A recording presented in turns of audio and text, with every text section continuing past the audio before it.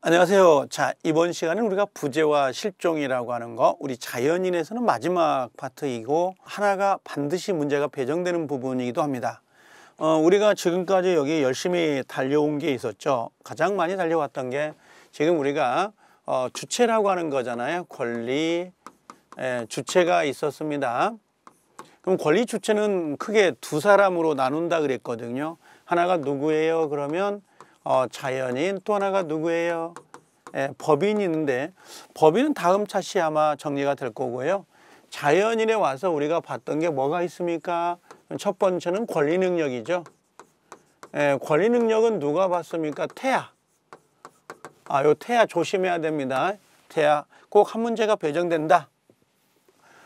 두 번째는 뭘 봤냐면 행위 능력을 봤습니다. 행위 능력. 행위 능력은 누구를 본 거죠? 미성년자, 피성년, 피한정을 봤던 거고요. 상대방 보호까지. 여기 상대방 보호. 그럼 시험은 어디에 나와요? 미성년자가 중요하고 상대방 보호가 중요합니다. 그 다음에 세 번째 봤던 게 주소가 나오고요.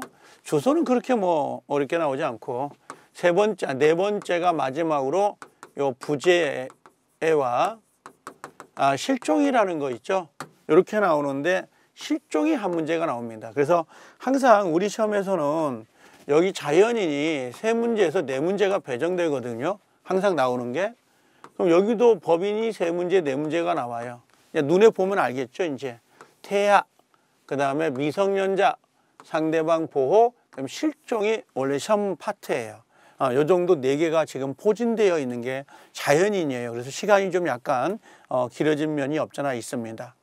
법인도 그렇고요. 그러면 우리가 민법이 예를 들면 40문제가 배정될 때 여기만 해도 8문제가 배정돼 버리기 때문에 적은 양은 아니죠. 거의 4분의 1에 육박할 정도니까 적은 양은 아닙니다. 그래서 여기까지가 끝나면 민법은 거의 한 10문제 정도가 끝났다고 보시면 돼요. 이제 나머지가 30문제 정도가 남는 거거든요. 이렇게. 우리가 필요한 건 실제는 24개잖아요. 절대평가니까. 그 정도 생각하면 돼요. 자, 그러면 이제 부재와 실종 한번 정리해 보는데요. 이게 어떤 거냐면 이렇게 한번 좀 정리를 해 볼게요. 이게 만약에 갑이라는 사람이 있다고 합시다. 갑이라는 사람이 있는데 갑이 오늘 갑자기 뭔가 우울증에 걸렸는지 인생의 허무감을 느꼈는지 그냥 주소를 떠나가지고 돌아올 생각을 안 합니다. 돌아올 생각을 안 한다라고 하는 건 이 사람의 재산도 있을 거고요. 그럼 토지도 있을 거고요. 아니면 예금 같은 것도 있지 않을까요? 예금 같은 것도 있을 거고요. 반대로 이 사람에게는 뭐가 있을까요? 다른 사람. 채권자 등도 있을 수 있어요. 이 사람이 채무자가 되는 거죠. 이렇게. 그러면 원래 여러분들 시골집 같은 거, 집 같은 경우도 누가 사는 거하고 살지 않는 거에 비해서 그 재산이 많이 망가지잖아요. 집 같은 게. 그러면 갑이라는 사람이 지금 있다가 당분간 뭐래요? 이 사람이 돌아올 생각, 당분간입니다. 돌아올 가망이 없는 거예요.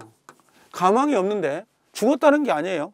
돌아올 가망성이 없고 그냥 이 재산들을 그대로 방치를 해버린다면, 방치한다면 이게 뭐예요?